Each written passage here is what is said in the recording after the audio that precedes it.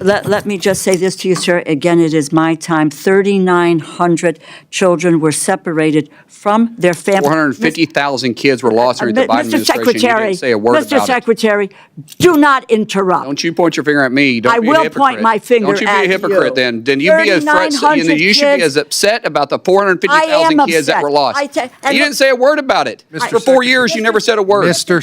Secretary, your concern about the lost children.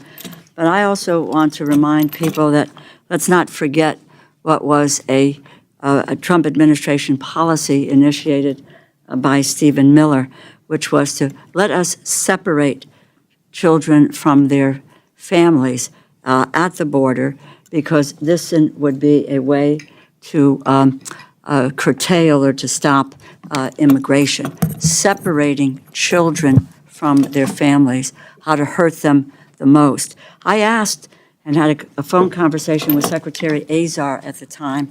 I know I was in my living room with my 2-year-old grandson on my lap trying to have this conversation, and I asked him if there was a way in which he had a list of how you could reunite children with their families, and he assured me that we did. You know, when you take your clothes to the cleaners, they give you a tag, and you then go back and you retrieve your clothes. When you had luggage, you go and get your luggage is returned. Well, quite I wish the frankly, Biden administration would have done that. Let me just say this to you, sir. Again, it is my time. 3,900 children were separated from their families. 450,000 kids were lost during the Biden administration. You didn't say a word about it. Mr. Secretary, do not interrupt. Don't you point your finger at me. Don't be a hypocrite. I will point my finger at you. Don't you be a hypocrite then. Then you should be as upset about the 450,000 kids that were lost. You didn't say a word about it. For 4 years, you never said a word. Mr. Secretary. Could you put him in his place for don't yell at me. You should be put in your place.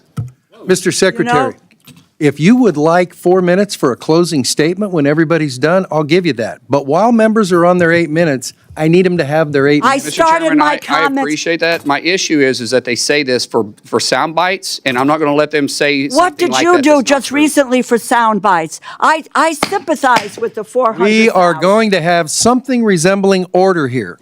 The time is the ranking members.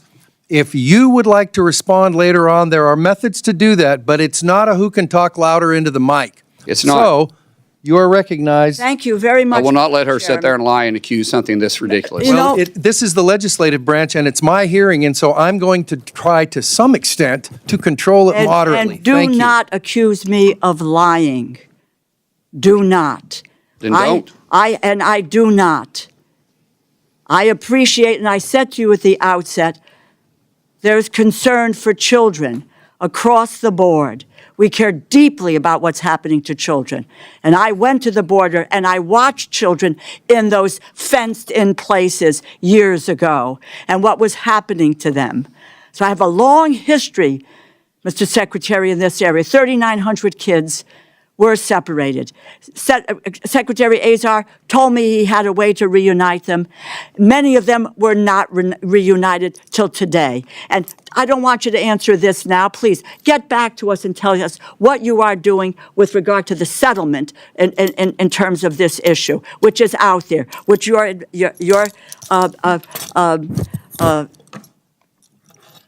department needs to come close to. I'll make a statement to you again. But this is fact from the bill, Mr. Chairman. The bill that the Republicans have proposed for funding the Department of Homeland Security cuts cybersecurity budget by more than $250 million. It cuts the TSA by nearly $350 million. And the Trump administration is openly advocating for privatizing TSA while trying to eliminate their collective bargaining rights.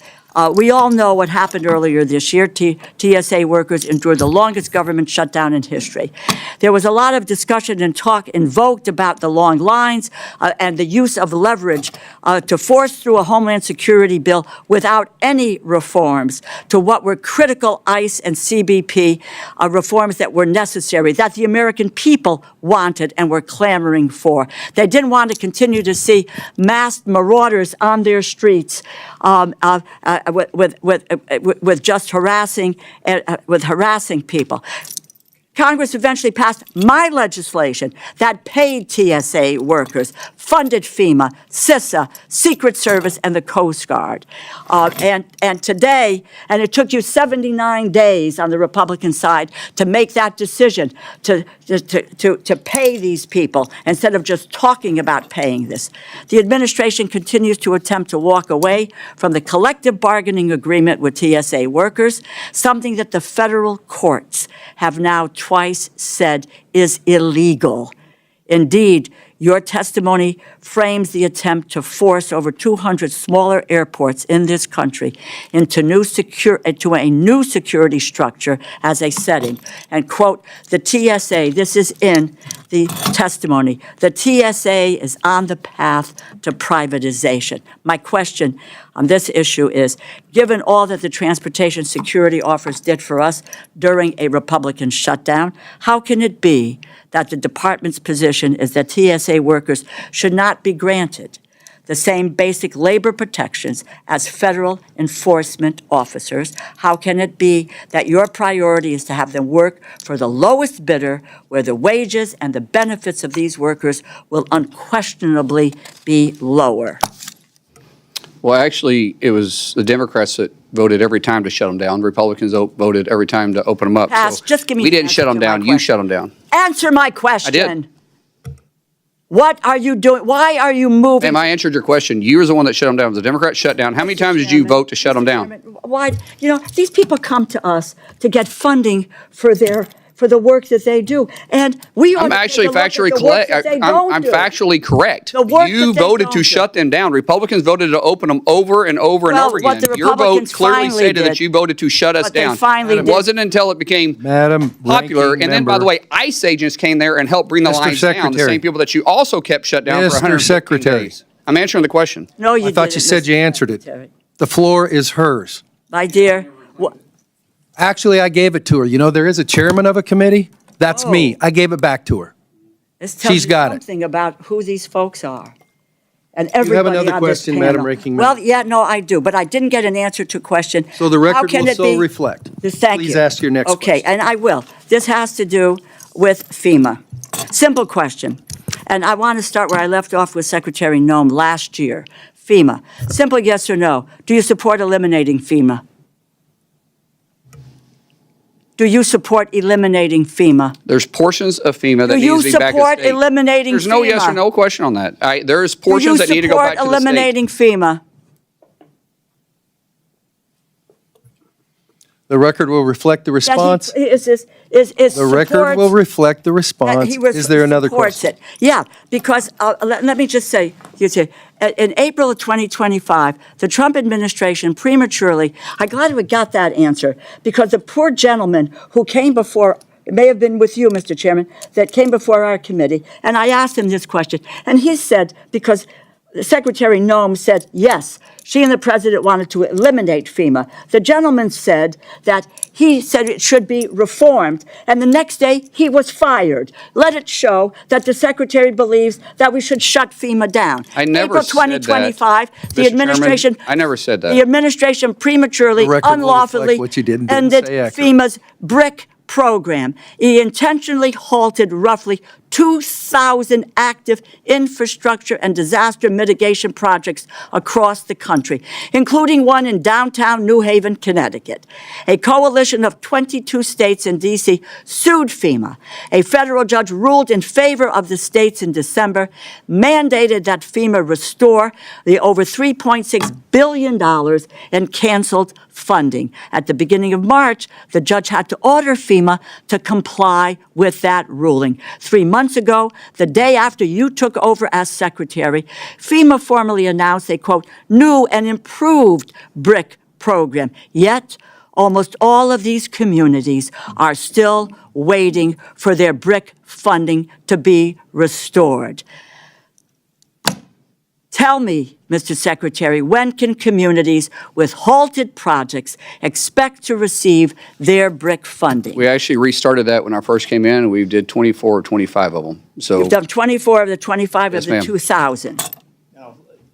I mean, let me clarify that. So Please. 2024 and 2025, they sent out the notice of notification so everybody can now submit, and those projects that were already submitted for those times period will be How many projects are there? We can get you the details. Please, there were 2,000 that we started with were, The Secretary also provided direction for 2026 to get the NOFOs out on that, and that'll come out sometime in September. The Secretary has done more to get that. I do not need you do not need to. I just want to make sure you're clear. Well, please. Okay. Spare us, just give me the facts. Just give did. me the numbers. Let me just conclude, Mr. Chairman, and thank you. I would like to work in an open and transparent way, because that BRIC funding for New Haven, Connecticut, which I probably will not get because I'm in a blue state, that the BRIC funding for New Haven, Connecticut is important, which is why we support the programs, bipartisan support for the BRIC program. So please, let's get the NOFOs out as quickly as possible and get the money to the communities that need them. My final comment to you is, I'd just like to go back a second. We need to go back to the issue of deaths in custody. It doesn't do anyone good to deflect, talk about what's happening in the criminal system in Illinois or in Oklahoma. What we need, because 54 deaths are 54, in what is civil detention, we need a plan to address the fact that 54 people in your department they were in civil detention, it's not criminal detention, are dead. They should not be. We need to hear from you. I don't need an answer now. There is no time. I've taken an enormous amount of time. Get us a policy, a plan, in a timely fashion that says, how are we going to deal with these issues? I yield back, and I thank you, Mr. Thank you.